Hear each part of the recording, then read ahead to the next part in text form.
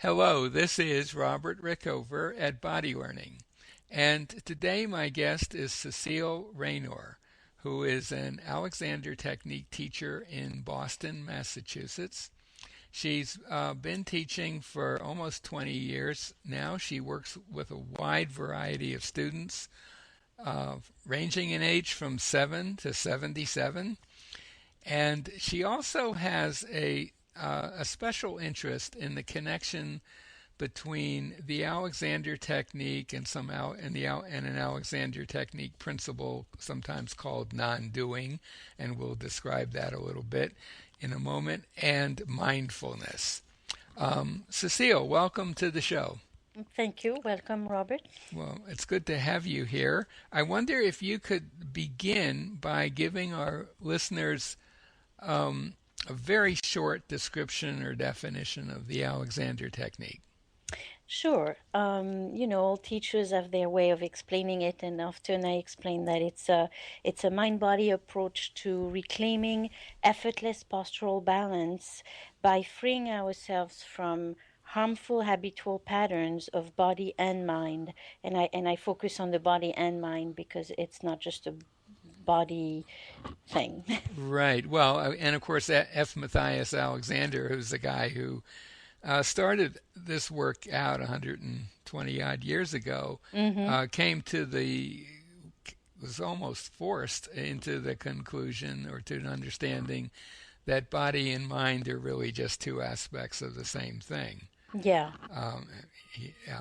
And I think when most people think of the Alexander technique, or most people who've heard of it or know someone who's taken lessons, it's usually in people's minds associated with helping people with things like backaches or stiff shoulders or carpal tunnel syndrome or that sort of thing, or helping performers like musicians or dancers or actors um, do their work more gracefully and more effectively.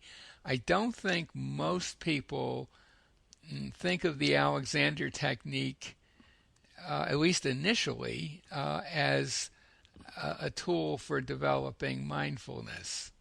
Mm-hmm. Was that your experience with your students as well? Yeah, yeah. In general, they don't come for that. They come for back problem and joint problem and posture, and that's what they come for. But they end up getting a bit more than that. Yes, they do. They do.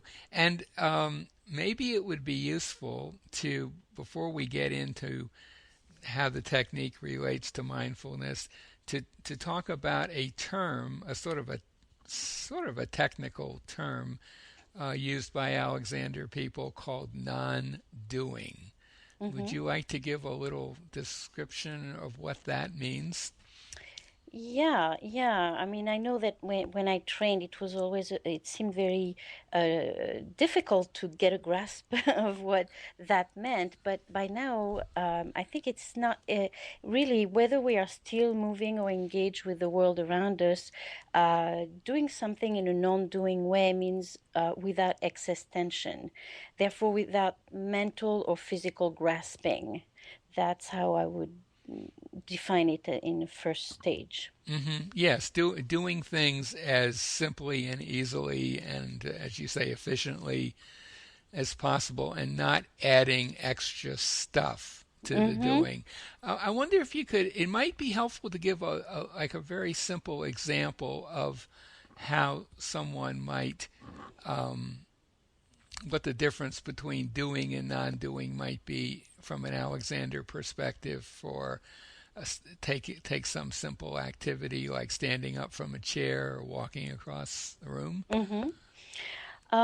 Yeah, I mean, typically when I have a new student and we start getting in and out of the chair, their tendency is to push themselves up.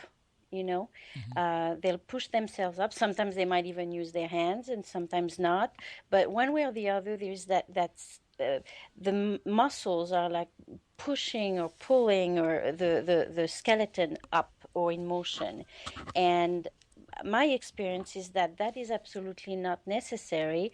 We have a postural mechanism that if we step out of our own way, they will. We just have to have an intention of movement, and the skeleton will, uh, along with the muscle, start moving. But they won't. There's no need for excess tension, and most people tend to add more work to the motion than is needed.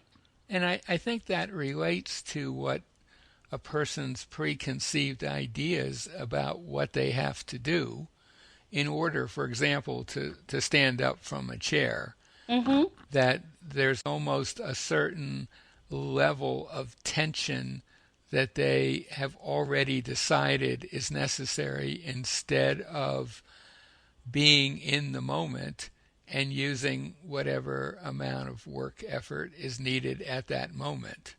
Exactly, Yeah. and one little things that I have them do right away to show them that they don't necessarily need that is when they're standing, I ask them to keep their feet on the ground, but to shift their weight over one foot and then over the other, and to notice how one of the foot with the torso, when the torso is above one foot, the foot starts spreading, and I tell them that being grounded is feeling that spreading of the feet.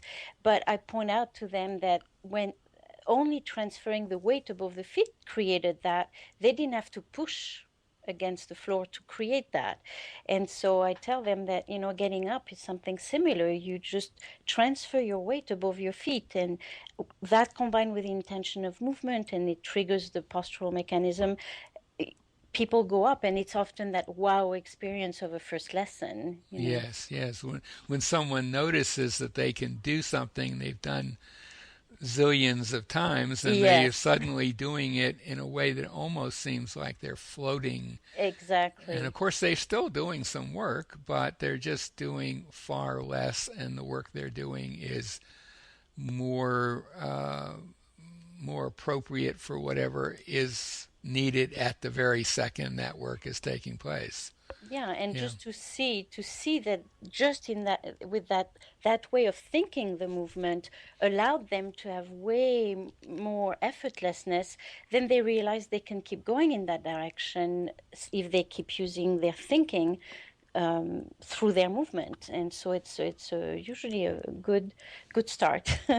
So, is would you say that a primary connection between the Alexander technique on the one side, if you were to put it there temporarily, and mindfulness on the other, is that in order to use the Alexander process, you have to be in the moment with your own self directing or your own thinking?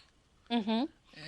I mean, it kind of it's sort of mindfulness, at least initially, around very simple tasks. Nothing Yes. very esoteric about Mm-mm. standing up from a chair or walking Mm-hmm. across the room.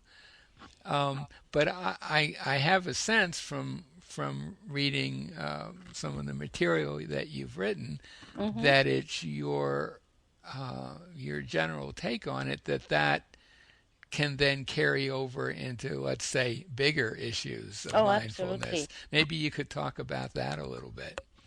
Yeah, yeah. I mean, to me, the effortlessness we um, discover we can have with movement is also an effortlessness we can create in the way we live our life. And some of it can be um, more general and in areas that people are not always interested in, but some of them can be in areas that everybody has to deal with, like how we deal with pain, for example. Hmm. And most people, when they experience pain, naturally they're going to tighten, Hmm. and Hmm. but if they're not aware in the way we are with the Alexander way, we tend to tighten and we tend to guard, and then we complicate the problem, we enhance the problem to the point that it becomes a chronic problem.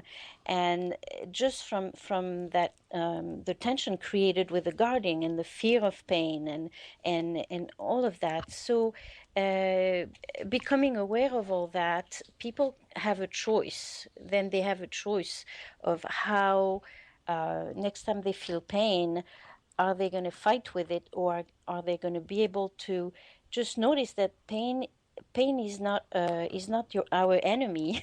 Right. Pain is just a fact of life, and if we can just take it as what it is, then we we are less likely to create mental pain to add to the physical pain. Hmm. You know, I it kind of reminds me of an experience I had many, many years ago, long before encountering the Alexander technique back when I was in university, Mm-hmm. when I had a little cyst removed from my chest. Mm-hmm. It was like at the doctor's office, they just removed it, couple of stitches, and it was no big deal. But I noticed how I was tending to pull into that. Mm-hmm. And I just thought, well, that's interesting. I didn't really go much further with that thought. But looking back on it and thinking about maybe even more severe things of that kind, I could see how it wouldn't be hard if you weren't conscious Mm-hmm. to develop a pattern of pulling in long after the stitches have been removed and everything is healed. Mm-hmm. And, that was like a little surgical intervention, but maybe some unpleasant emotional experience or some fearful experience that you might have would cause you to contract. And then, years later, maybe if you take Alexander lessons, you'll discover you've been pulling yourself into yourself in an odd way. Yes, and I actually talk about that. I explain to students that some things will clear just from becoming aware of how we create trouble for ourselves, but some aspects that are very intertwined with old emotional stuff might challenge us much more than something else. So we can evolve with the Alexander technique in different way depending on which problem we're dealing with and our history with it. Hmm. Yeah. Right. And so I guess a question that would come up in some listeners' minds is, are you saying that Alexander lessons would be a useful tool if you are on some kind of a spiritual path, or some sort of mindfulness path, like perhaps doing some kind of mindfulness Practice. practice, your meditation? I know that mindful practices seem to be kind of much more talked about these days, and I notice it a lot even in medical circles now. That Mm-hmm. doctors are recommending that their patients maybe should check out that form of meditation. Do you see the Alexander technique as something that would enable you to be better at it? Yes, absolutely. In fact, I started with meditation before the Alexander technique, Hmm. and it's uh, at the time I realized I had a very strong active mind, like most of us, I guess, but Hmm. it was definitely in the way. And when I started practicing meditation, actually, I came from a background of getting lots of migraine headaches, and from the first week that I started meditating 20 minutes a day, and I was taking medication for my headaches every 4 hours, and it wasn't even helping anymore. And the first week that I started meditating 20 minutes a day, I didn't even need anything, and I didn't have the headaches. So for me, that was really meditation is what started it all. But then I realized that uh, I felt like I needed even more than just in meditation. We focus a lot on breathing, observing the breathing and all this, and among other things. But I felt that the technique would give the technique has a wider range of mindfulness tools, if you will, because just you could be sitting in meditation and just becoming aware of where your sit bones are, or the contact of your feet with the ground, or you have so many tools to step in the present moment, and you can the Alexander technique is often associated with movement, but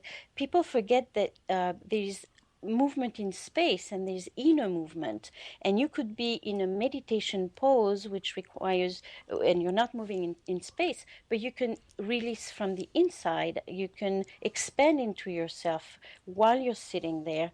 So to me, Alexander technique helped my meditation practice. That's absolutely how it went.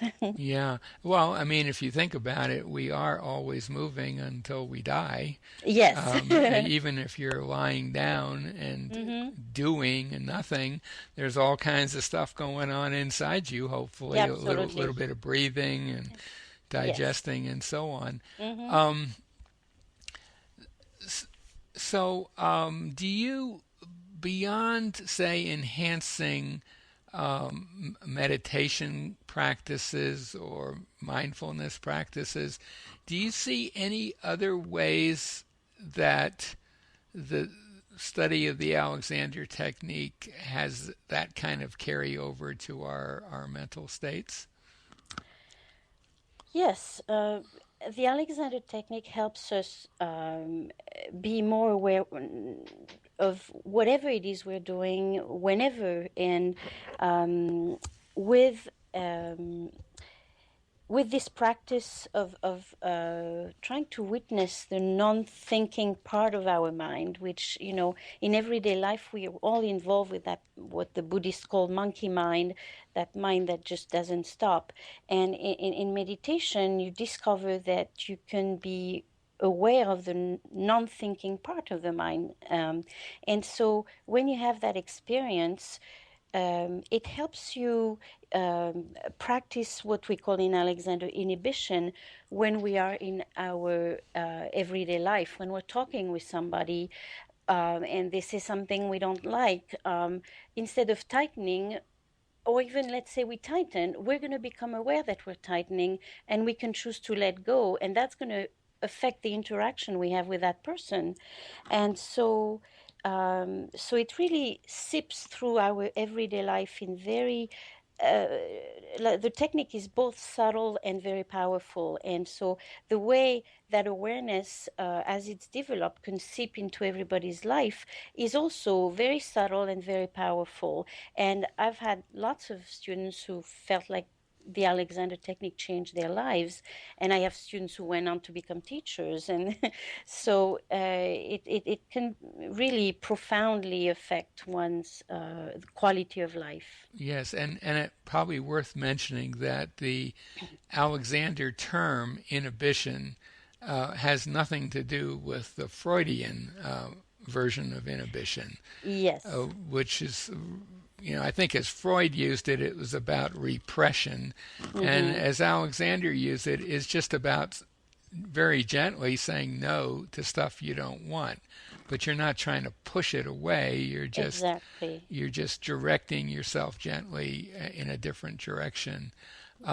It's too bad because Freud came second, but you know, his version has sort of taken hold in the popular mind.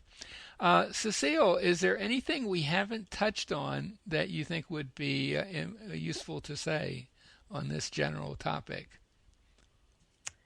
um, the only little detail, which is not even the general thing, but I still have a paper to write about non-doing and delivering a baby.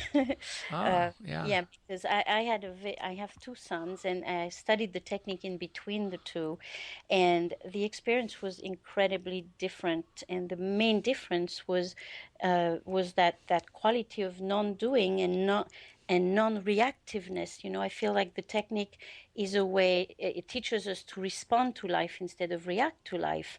And in the situation of delivering a baby, to me, it made a world of difference. When a contraction came, I was able to release instead of fighting with it, and it completely changed my experience. So I just wanted to mention that, because just to show how the technique can be applied to any activity, and anything really, in our life. including doing nothing. Yes. When you're lying in bed, you can use it. I have to say, I mentioned that because I've been teaching now for about 30 years, and it's really only been in the last maybe year or so that I've started to notice little internal pulls in my head Hmm. that would come up when I even thought about saying something or moving my jaw that I had never been aware of before. Hmm. They're incredibly subtle, but they Hmm. certainly manage to interfere with the natural flow of things. So I guess that's another aspect of the technique, which is that it really is like peeling layers off an onion. You may Hmm. have some very obvious postural or movement issues that the technique will help you more or less resolve. But then you discover there's something else a little more subtle underneath them, and you could really, if you wanted to, I guess, devote your life to uncovering those patterns and learning how to release them. Hmm. So anyway, this I think this would be a good place to bring our conversation to an end. My guest today has been Cecile Raynor, who is an Alexander Technique teacher in Boston. She's been teaching there about 20 years. If anything that we've been talking about appeals to you or interests you, we'll put a link to her website by the interview. And if you're in the Boston area, you might want to contact her. And should you happen to be anywhere else in the world besides Boston, we'll put a link to a website where you can learn more about the technique and locate a teacher in your area. Cecile, thank you so much for being on the show. You're welcome. Thank you for having me.